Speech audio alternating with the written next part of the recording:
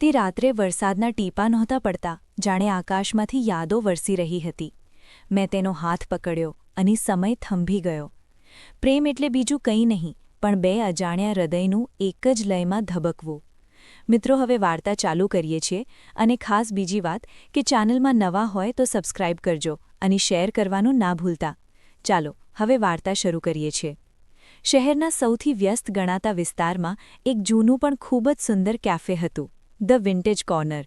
બહાર અનરાધાર વરસાદ પડી રહ્યો હતો. રસ્તાઓ પર પાણી ભરાઈ ગયા હતા અને ટ્રાફિક જામ હતો. આર્યન, જે વ્યવસાયે એક આર્કિટેક્ટ હતો, તે કેફેના એક ખૂણામાં બેસીને તેની બ્લૂપ્રિન્ટ્સ જોઈ રહ્યો હતો. તેને શાંતિ ગમતી હતી, પણ આજે વરસાદના અવાજમાં એક અજીબ બેચેની હતી. અચાનક કેફેનો કાચનો દરવાજો જોરથી ખુલ્યો અને એક યુવતી અંદર આવી. તે પૂરેપૂરી ભીંજાયેલી હતી. તેના સફેદ કુર્તા પર વરસાદના ટીપાં મોતીની જેમ ચમકતા હતા. તેણે પોતાના ભીના વાળ ખંખેર્યા અને તેની નજર આખા કેફેમાં ફરી. કેફે લગભગ ખાલી હતું. માત્ર આર્યન એક ટેબલ પર બેઠો હતો. યુવતીનું નામ હતું અનન્યા. તે એક આર્ટિસ્ટ હતી. તેણે આર્યનની સામેના ટેબલ પર જઈને બેસવાનું નક્કી કર્યું. આર્યને તેની સામે જોયું અને એક ક્ષણ માટે તેની નજર સ્થિર થઈ ગઈ. અનન્યાની આંખોમાં કંઈક એવું હતું જે આર્યનને પોતાની તરફ ખેંચતું હતું. થોડીવાર સુધી બંને મૌન રહ્યા. માત્ર કેફેમાં વાગતા હળવા મ્યુઝિક અને બહાર પડતા વરસાદનો અવાજ આવતો હતો. આર્યને જોયું કે અનન્યા ધ્રુજી રહી હતી. તેણે હિંમત કરીને પૂછ્યું, શું હું તમને ગરમ કોફી ઓફર કરી શકું? તમે બહુ ભીના થઈ ગયા છો. અનન્યાએ સ્મિત સાથે તેની સામે જોયું અને કહ્યું, આભાર, કદાચ આ સમયે કોફી જ મને બચાવી શકશે. આર્યને 2 સ્ટ્રોંગ કેપેચિનો મંગાવી. વાતોની શરૂઆત થઈ. અનન્યાએ જણાવ્યું કે તેની કાર રસ્તામાં બગડી ગઈ હતી અને ફોનની બેટરી પણ લો હતી, એટલે તે આશ્રય લેવા અહીં આવી હતી. આર્યનને તેની વાતોમાં એક નિર્દોષતા દેખાઈ. જેમ જેમ કોફીના કપ ખાલી થતા ગયા, તેમ તેમ તેમની વચ્ચેનું અંતર પણ ઘટતું ગયું. કેફેમાં અચાનક લાઇટો જતી રહી. વરસાદ વધુ તેજ થયો હતો. વેટરે દરેક ટેબલ પર એક નાની મીણબત્તી મૂકી દીધી. એ ઝાંખા પ્રકાશમાં અનન્યાનો ચહેરો અદ્ભુત લાગતો હતો. મીણબત્તીની જ્યોત તેના ચહેરા પર પડછાયા પાડતી હતી, જે તેના સૌંદર્યમાં વધારો કરતી હતી. આર્યને ધીમેથી પૂછ્યું, તમે ક્યારેય વિચાર્યું છે કે અજાણ્યા લોકો પણ ક્યારેક કેટલા નજીક આવી શકે છે? અનન્યાએ આર્યનની આંખોમાં જોયું. તે ક્ષણે સમય જાણે રોકાઈ ગયો હતો. તેણે હળવા અવાજે કહ્યું, કદાચ નસીબ આપણને ત્યાં જ લઈ જાય છે જ્યાં આપણે હોવું જોઈએ. આર્યનનો હાથ ટેબલ પર હતો. અનન્યાએ પોતાનો હાથ તેના હાથ પર મૂક્યો. આર્યનને એક કરંટ જેવો અનુભવ થયો. તેણે અનન્યાની આંગળીઓમાં પોતાની આંગળીઓ પરોવી દીધી. બહાર તો તોફાન હતું, પણ અંદર એક અજીબ શાંતિ અને ઉષ્મા હતી.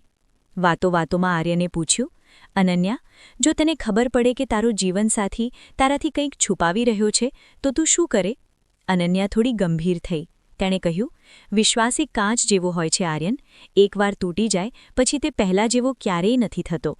પણ ક્યારેક લોકો ડરને કારણે સત્ય છુપાવે છે, દગા માટે નહીં. આર્યને ઊંડો શ્વાસ લીધો. તેણે કહ્યું, મારા જીવનમાં પણ એક એવું સત્ય છે જે મેં ક્યારેય કોઈને નથી કહ્યું, પણ આજે તને જોઈને લાગે છે કે હું તારા પર ભરોસો કરી શકું છું. તેણે પોતાની બેગમાંથી એક જૂની ડાયરી કાઢી. તેમાં તેની પૂર્વ પત્નીની તસવીરો અને પત્રો હતા. તેણે જણાવ્યું કે કેવી રીતે તેણે પોતાના પ્રેમને ખોઈ દીધો હતો અને ત્યારથી તે પ્રેમથી ડરતો હતો. અનન્યાએ તેની પીડા અનુભવી. તેણે આર્યનની નજીક જઈને તેને ગળે લગાડ્યો. એ આલિંગનમાં એક એવી હૂંફ હતી જે આર્યનને વર્ષોથી અનુભવી ન હતી. રાતના 12 વાગી રહ્યા હતા. વરસાદ હવે ધીમો પડ્યો હતો, પણ હજુ ચાલુ હતો. કેફેના માલિકે તેમને કહ્યું કે તે હવે કેફે બંધ કરવા માંગે છે. આર્યન અને અનન્યા બહાર આવ્યા. રસ્તા પર કોઈ ન હતું.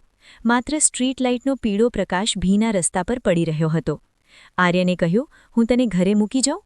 અનન્યાએ ના પાડી. તેણે કહ્યું, ના, આજે મારી ચાલતા જવું છે. આ ભીની માટીની સુગંધ અને આ મૌન મને બહુ ગમે છે. બંને ભીના રસ્તા પર ચાલવા લાગ્યા. આર્યને પોતાનું જેકેટ કાઢીને અનન્યાના ખભા પર મૂક્યું. અનન્યાએ આર્યનનો હાથ પકડી લીધો અને પોતાનું માથું તેના ખભા પર ટેકવી દીધું. એ પળમાં દુનિયાની કોઈ ચિંતા ન હતી. કોઈ ભૂતકાળ ન હતો અને કોઈ ભવિષ્ય ન હતો. માત્ર તે બંને હતા અને તેમનો નવો અંકુરિત થતો પ્રેમ. અચાનક અનન્યા ઊભી રહી ગઈ. તેણે કહ્યું, આર્યન, મારું ઘર આવી ગયું છે, પણ મને ડર લાગે છે કે કાલ સવાર પડશે અને આ બધું એક સપના જેવું લાગશે. આર્યને તેના બંને હાથ પકડ્યા અને તેના કપાળ પર એક પવિત્ર કિસ કરી. તેણે કહ્યું, સપના તો ઊંઘમાં આવે છે અનન્યા, આ તો હકીકત છે. અને હું વચન આપું છું કે કાલે સવારે જ્યારે તારી આંખ ખુલશે ત્યારે હું તારી સામે જ હઈશ. અનન્યા હસી અને તેના ઘરમાં જતી રહી. આર્યન ત્યાં જ ઊભો રહ્યો જ્યાં સુધી તેના રૂમની લાઇટ ચાલુ ન થઈ. બીજે દિવસે સવારે આર્યન ફૂલોનો ગુલદસ્તો લઈને અનન્યાના ઘરે પહોંચ્યો, પણ ત્યાં જઈને તેને જે જાણવા મળ્યું તેનાથી તેના પગ નીચેથી જમીન સરકી ગઈ.